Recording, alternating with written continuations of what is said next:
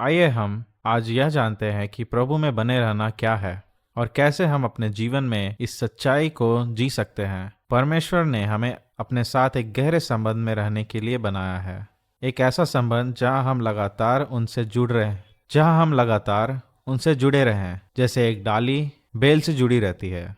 हम सब जानते हैं कि मसीह में बने रहना कितना महत्वपूर्ण है, क्योंकि उसके बिना हम वास्तव में कुछ भी नहीं कर सकते। लेकिन हम उसमें कैसे बने रहें? अब यूहन्ना अध्याय 15 के 1 से 11 पद को सुनिए। फिर वीडियो को रोकिए और इन दो प्रश्नों पर विचार कीजिए। पहला, जब हम यीशु में बने रहते हैं तब क्या होता है? दूसरा, जब हम उसमें नहीं बने रहते तब क्या होता है? अपने उत्तर कागज या कॉपी पर लिखिए। अब जरा सोचिए, आपने क्या लिखा? जब हम यीशु में बने रहते हैं, परमेश्वर हमें छांटता है ताकि हम और फल ला सके। हम फल लाते हैं। हम जो मांगते हैं वह हमें दिया जाता है। हम यह दिखाते हैं कि हम उसके सच्चे चेले हैं। हम उसकी आज्ञाओं का पालन करते हैं। उसकी खुशी हम में बनी रहती है और हमारी खुशी पूरी होती है। पर जब हम उससे नहीं बने रहते, डाली काट दी जाती है। हम कोई फल नहीं ला सकते, हम कुछ नहीं कर सकते, और वह डाली फेंक दी जाती है और सूख जाती है और जला दी जाती है। इससे हमें स्पष्ट होता है कि मसीह में बने रहना आवश्यक है, क्योंकि जब हम उससे जुड़े रहते हैं तो उसका परिणाम होता है अधिक फल और भरपूर आनंद। अब हम देखेंगे कि मसीह में बने रहने के लिए कौन कौन सी बातें आवश्यक है। मैं आपको प्रोत्साहित करता हूँ, एक बड़ा दिल बनाइए और जैसे जैसे हम आगे बढ़े उन चिन्हों को कॉपी पर उतारते जाइए। मसीह में बने रहने का पहला कदम है परमेश्वर के वचन में बने रहना। इसलिए हमने यहाँ एक छोटी बाइबल बनाई है जो यह दिखाता है कि वचन में बने रहना।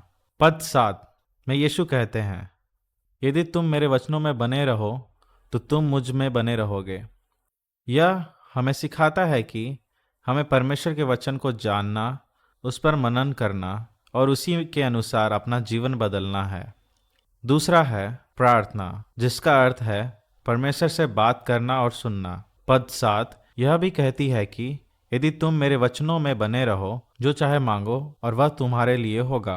इसलिए हमने यहाँ दो तीर बनाए हैं, एक तीर परमेश्वर से बात करने का और दूसरा तीर परमेश्वर की आवाज सुनने का।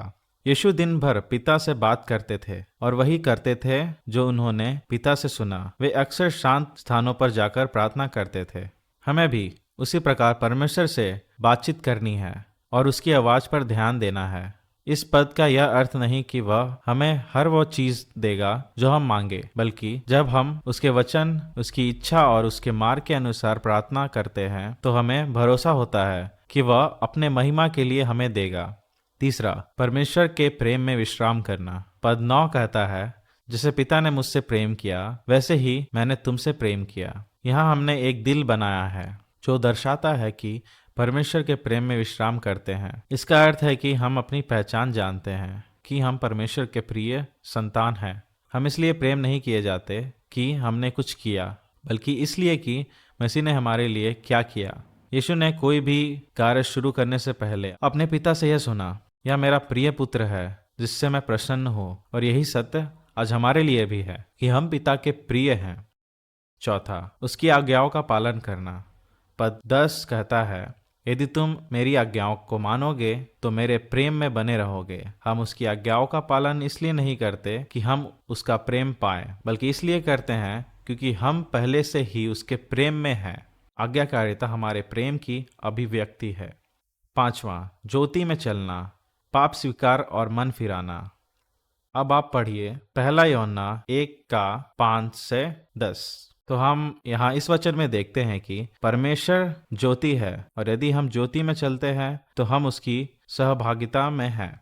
इसका अर्थ है कि हम अपने जीवन के उन क्षेत्रों को पहचानते हैं जो पाप से भरे हुए हैं और मसीह में हमारी नई पहचान के अनुसार नहीं है, और हम अपने पापों को परमेश्वर के और एक दूसरे के सामने स्वीकार करते हैं। यीशु ने कहा था कि पवित्र आत्मा हमें पाप और धार्मिकता के विषय में समझाएगा। यहाँ हमने एक सूरज बनाया है जो ज्योति में चमकने का प्रतीक है। यहाँ पवित्र आत्मा हमारे जीवन में पाप के अंधकार पर प्रकाश डालता है और हम पाप स्वीकार करते हैं। जब हम ऐसा करते हैं, वह हमें क्षमा करता है और नई सामर्थ देता है कि हम पवित्रता में चलें। अब इन 5 बातों को याद रखिए। पहला, परमेश्वर के वचन में बने रहना। दूसरा, प्रार्थना करना। तीसरा, उसके प्रेम में विश्राम करना। चौथा, उसकी आज्ञाओं का पालन करना। पांचवा, अपने पापों को स्वीकार करना और मन फिराना। हर व्यक्ति इन्हें अलग अलग तरीके से अपनाता है। कोई पढ़कर, कोई सुनकर, कोई ऊंचे स्वर में प्रार्थना करता है, कोई लिखकर या चुपचाप। यह महत्वपूर्ण नहीं कि तरीका क्या है, बल्कि यह कि हम मसीह में बने रहें, क्योंकि जब हम उसमें बने रहते हैं तो हम वही जीवन जीते हैं जिसके लिए हमें बनाया गया है। तो आइए हम सब मिलकर इस महीने ये संकल्प लें कि हम हर दिन मसीह में बने रहें, उसके वचन में जड़ पकड़ें, प्रार्थना में जुड़े रहें, उसके प्रेम में विश्राम करें और उसकी ज्योति में चलें। और जब हम ऐसा करते हैं तो हमारा जीवन फल देगा, हमारा हृदय आनंद से भर जाएगा और हमारे पिता परमेश्वर की महिमा होगी।